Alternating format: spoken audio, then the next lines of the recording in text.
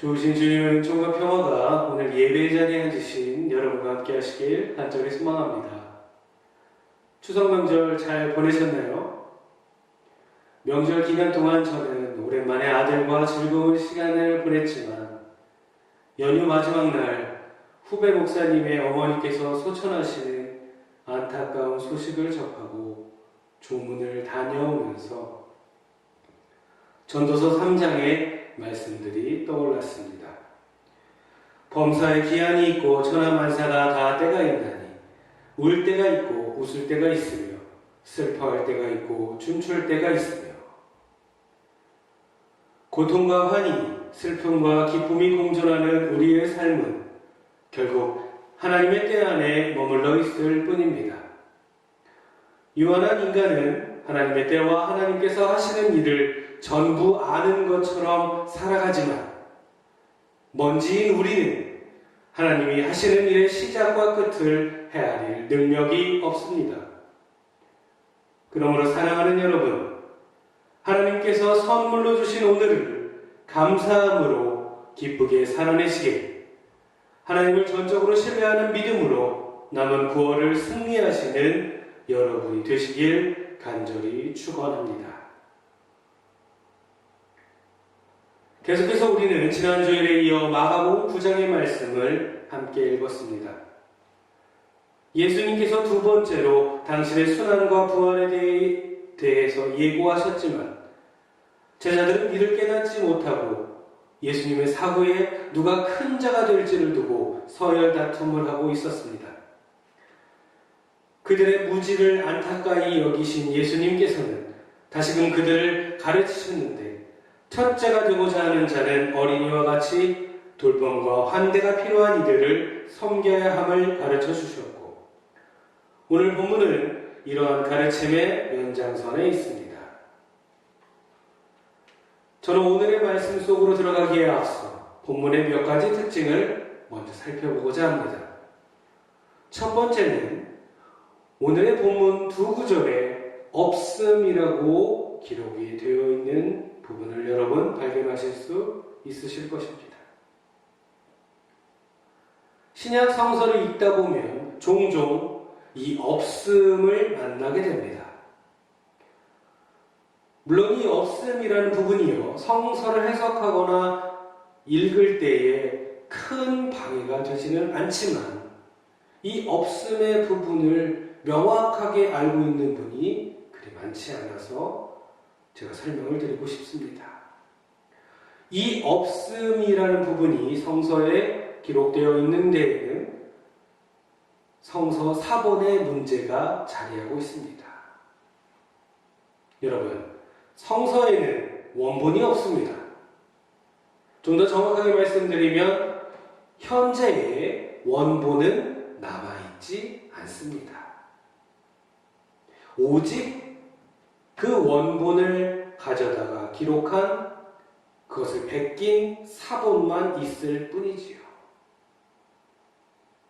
그래서 성서를 번역하거나 출판하는 사람들은 그가 살던 당시에 가장 오래된 사본을 구해서 번역과 출판을 하였습니다.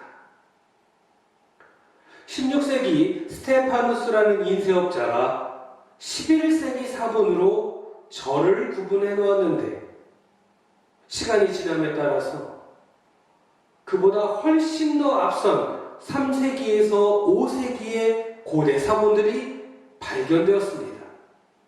그런데 문제는 이 고대 사본에 없음에 해당되는 말씀들이 기록되지 않았다는 것입니다.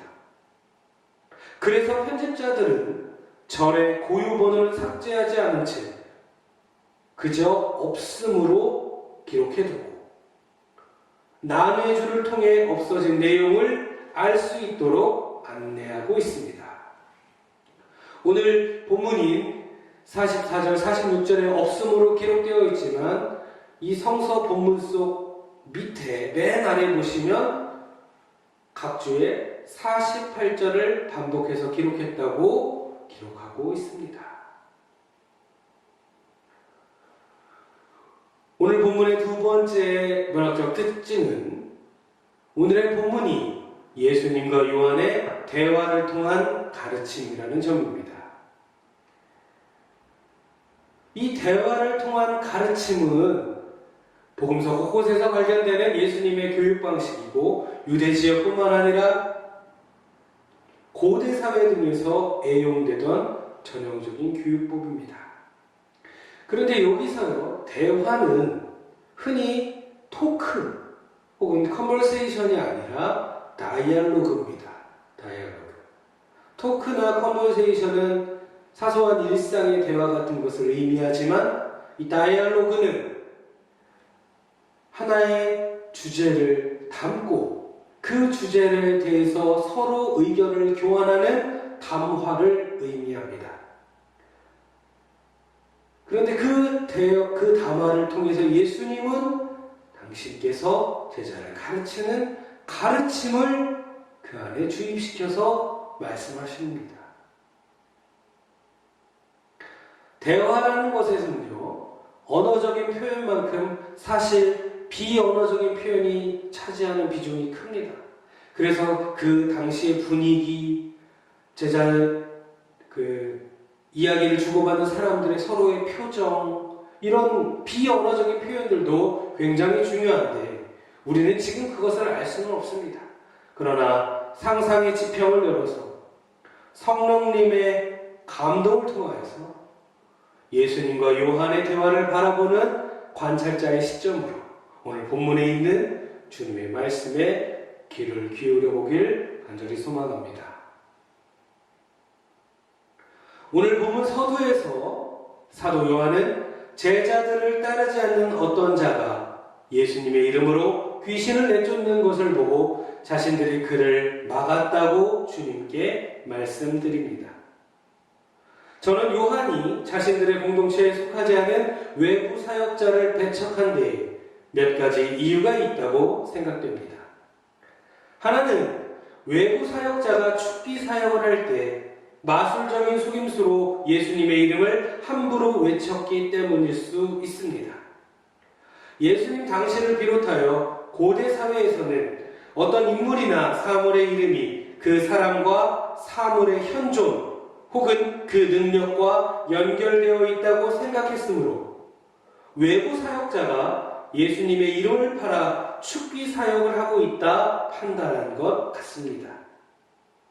다른 하나는 요한이 예수님의 신임을 받고 있는 적통 제자라는 점을 강조해서 9장 2절의 말씀 보시면 변화산의 동행자로 선택되었던 자였죠, 요한이.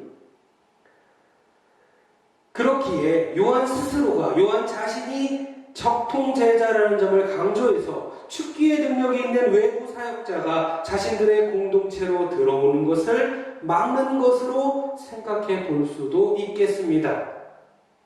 왜냐하면 자신보다 더 큰 능력을 지닌 제자가 공동체 안에 많아진다는 것은 자신이 현재와 미래에 향유할 공동체 내의 권력과 지위가 감소한다는 것.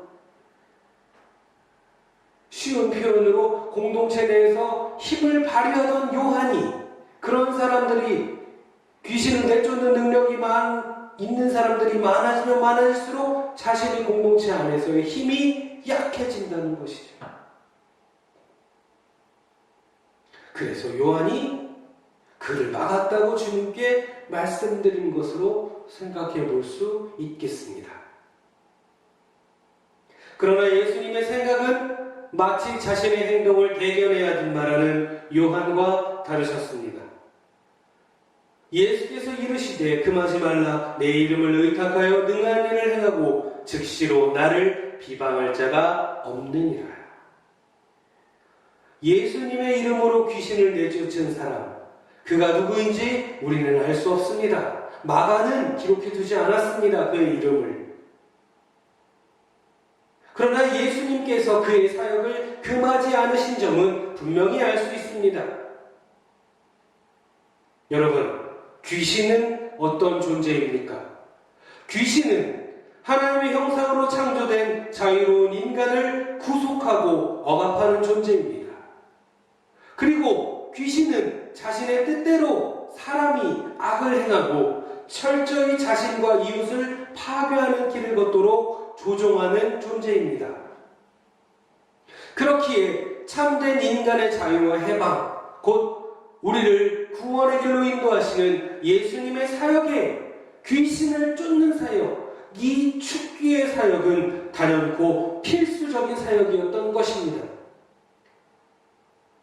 그리고 주님은 오히려 당신의 이름으로 그러한 사역을 행하는 것을 허락하신 것이고, 우리를 반대하지 않는 자들은 우리를 위하는 자라시면서 제자라 불리는 사람들의 외연의 폭을 확장시키셨습니다. 한편 우리는 현대를 살아가고 있는 오늘의 우리는 귀신이나 지옥 등의 개념을 원시적인 상상 혹은 구시대적인 발상으로 치부해서는 안 됩니다. 만약 우리가 이러한 것들을 그렇게 취급해버린다면 인간의 구원을 위해 이 땅에 오신 하나님의 아들의 능력을 평가절하하는 것이며 예수님의 이름의 능력으로 수많은 이적과 기사를 경험한 초대교회, 오늘 본문의 마가 공동체의 신앙을 업신여기는 결과를 초래하는 것입니다. 이제 제자라 불리는 이들, 곧 당신을 따르는 이들의 외연을 확장시키신 예수님께서는 구체적으로 우리를 반대하지 않는 자가 누구인지 말씀하십니다. 누구든지 너희가 그리스도에게 속한 자라 하여 물 한 그릇이라도 주면 내가 진실로 너희에게 이르노니 그가 결코 상을 잃지 않으리라. 여기서 물 한 그릇을 주는 이는 예수님과 예수님의 제자들에게 적의를 품지 않는 사람을 뜻하며, 물 한 그릇은 일종의 상징어로서 예수님과 예수님의 가르침, 나아가 그 가르침을 외치는 자들에 대한 적극적인 환대를 드러냅니다. 그렇기에 주님은 이런 환대의 마음을 품은 자들에 대한 상급을 본문에서 약속하시는 겁니다. 그러나 예수님은 반대의 경우도 말씀하셔요. 또 누구든지 나를 믿는 이 작은 자들 중 하나라도 실족하게 하면 차라리 연자맷돌이 그 목에 매여 바다에 던져지는 것이 나으리라. 여기서 작은 자는 아이들을 뜻하기도 하지만 본문에서는 확장된 제자의 범주에 포함되는 이들에 대한 애칭으로 쓰입니다. 다시 말해 그들은 신앙의 이름으로 공동체 내부에서 권력을 휘두를 힘을 가진 자들과 대조를 이루는 이제 갓 믿음을 갖기 시작한 연약한 사람들을 의미합니다.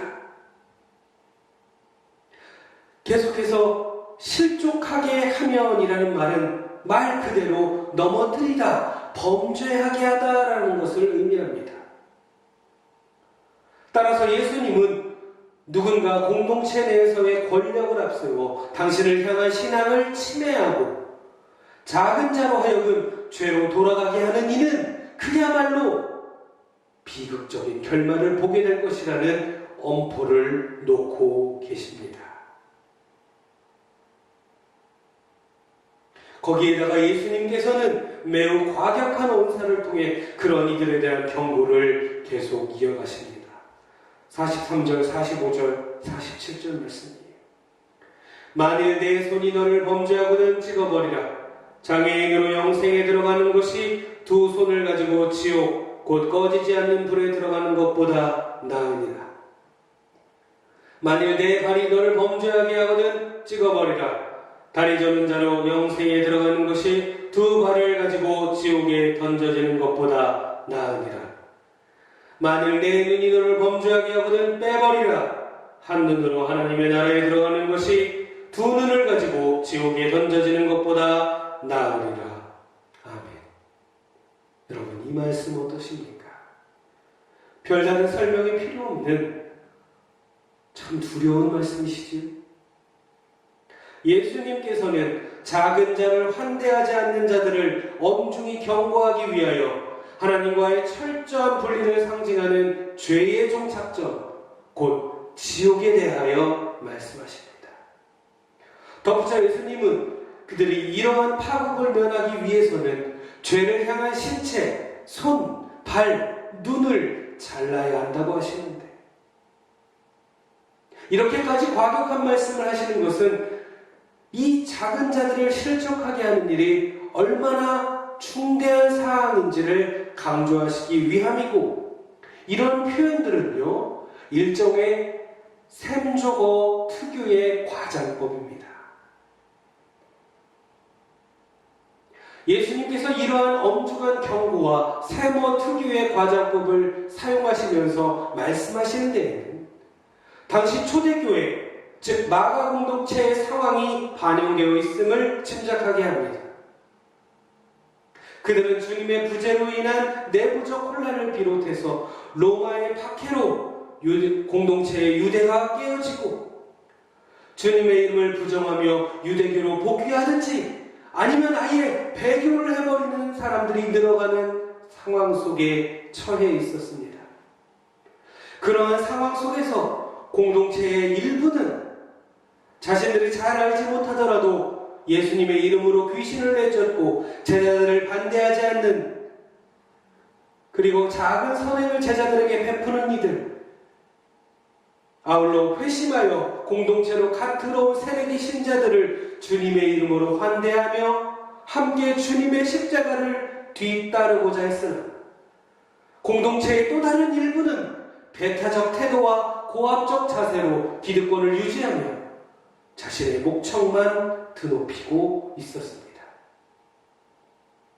그래서 마가는 오늘 복음의 말미에 너희 속에 소금을 두고 서로 화목하라, 이 주님의 말씀을 통해 주님의 이름으로 하나 된 공동체의 화해와 평화를 촉구하고 계십니다. 그렇다면 오늘 우리의 공동체를 비롯한 한국교회의 상황은 어떻습니까? 코로나19로 인해 그 민낯이 만천하에 드러난 한국교회의 배타와 차별은 주님의 공동체를 확장시키기는커녕 오히려 큰 걸림돌이 되고 말았습니다. 그러므로 사랑하는 여러분, 예수를 그리스도로 고백하는 우리가 생명을 경홀히 여기는 세상 속에서 예수님의 이름으로 생명을 살리는 능력을 나타내고 힘없고 연약한 자들을 환대하고 돌보며 새로운 삶을 꿈꾸는 이들을 독려하여 우리의 교회를 생명이 움트는 구원의 공동체로 가꾸어야 될 줄 믿습니다. 그러나 여러분, 우리의 힘과 지혜로 할 수 없습니다. 오직 예수님의 이름으로 가능한 줄 믿습니다. 새로운 한 주 예수님의 이름을 의지하여 여러분 사랑의 품을 더욱 확장시켜 나가시는 아름다운 예수 공동체, 참 그리스도인이 되어주시기를 우리 구세주 예수 그리스도의 이름으로